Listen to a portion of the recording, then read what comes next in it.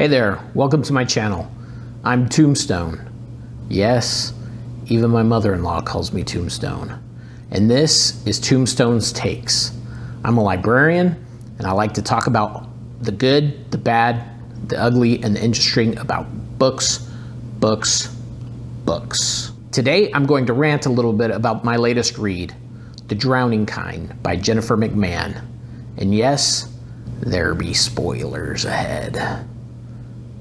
There be spoilers. That's your warning. Dip out now if you plan on reading this book and you don't want any spoilers. The Drowning Kind by Jennifer McMahon is a supernatural ghost story which takes place in Vermont.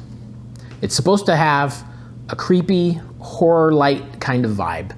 Not too gruesome, but scary enough to give you the chills on a Friday night.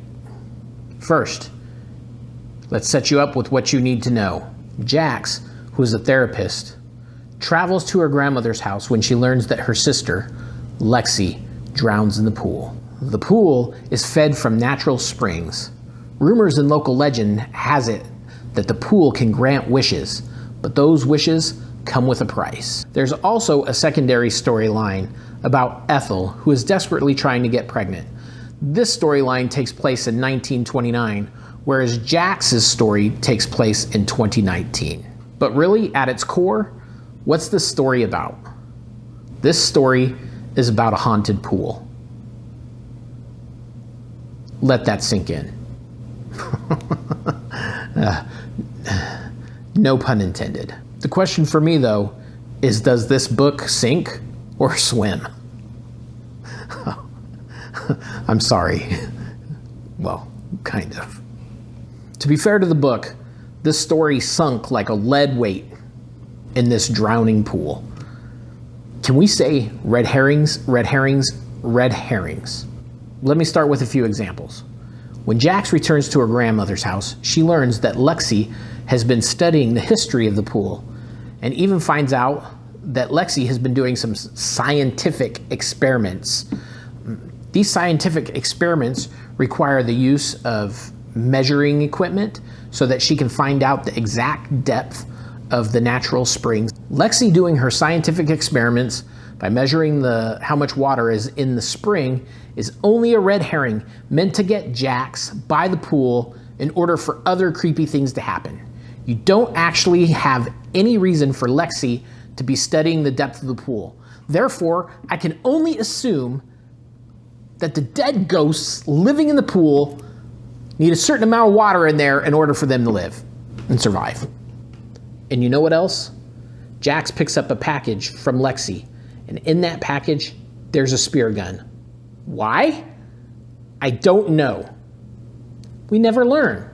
I can only assume that Lexi thought that the spear gun was the appropriate weapons to fight the dead ghosts living in the pool.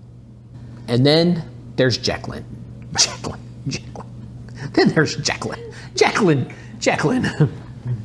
And then there's Declan, one of Jax's patients. Apparently, he's afraid of some haunted fish. I don't know if haunted fish are really what he was afraid of, but neither does any other reader, because you never learn.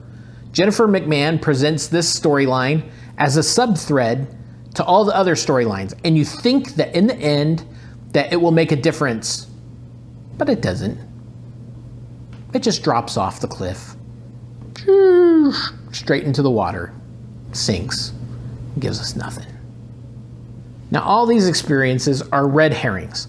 All they are meant to add to the mystery so that Jennifer McMahon can put Jax in other creepy situations and make the reader think that something creepy will happen.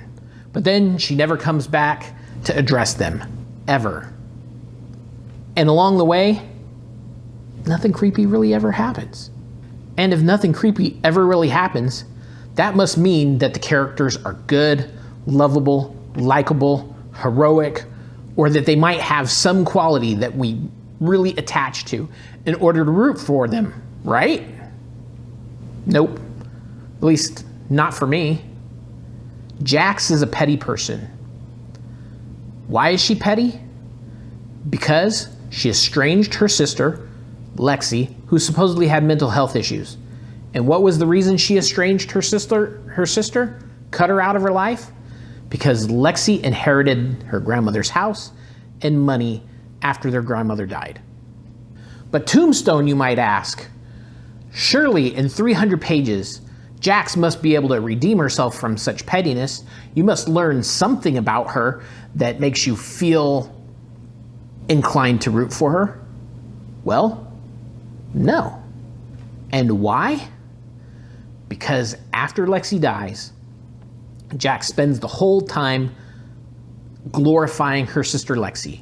You learn what kind of music Lexi likes. You learn that she likes to paint and that she can draw and that she's an artist. You learn that Lexi's the life of the crowd. You learn all kinds of details that you should be learning about the main character, but never do, because the main character is too busy idolizing a sister that she had been estranged from for a few years. And then there's Ethel in 1929, who's apparently so anxious that she's a cutter. Well, she's not a cutter in the sense of today, but she does take a pushpin and she'll drag that pushpin along her skin until it rips open and she bleeds. I don't want to make light of any characters or people who might have mental health issues or who might be cutters.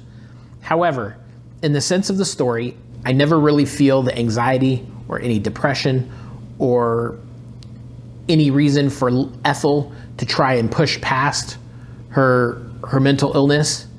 And so I never really gravitated towards her character. Besides the fact that her character only seemed to be there so that the reader understands the history of the pool. The secondary storyline in 1929 with Ethel only happens to be one long info dump and would have been more creepy and scary if Jax had found out the information about this storyline on her own when she travels home to find out what happened with Lexi's drowning. Let's get to some of what are the biggest failings in the book for me.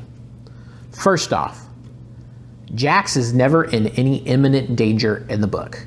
For a book that's supposed to be about supernatural types of experiences, supernatural phenomena, ghosts, a haunted pool, a pool that can grant wishes but at a price, not Lexi, but Jax is never put in any situation where you feel like any of these supernatural phenomenon might impact her life until the end. And in that one scene, what do you get? You get her falling into a pool.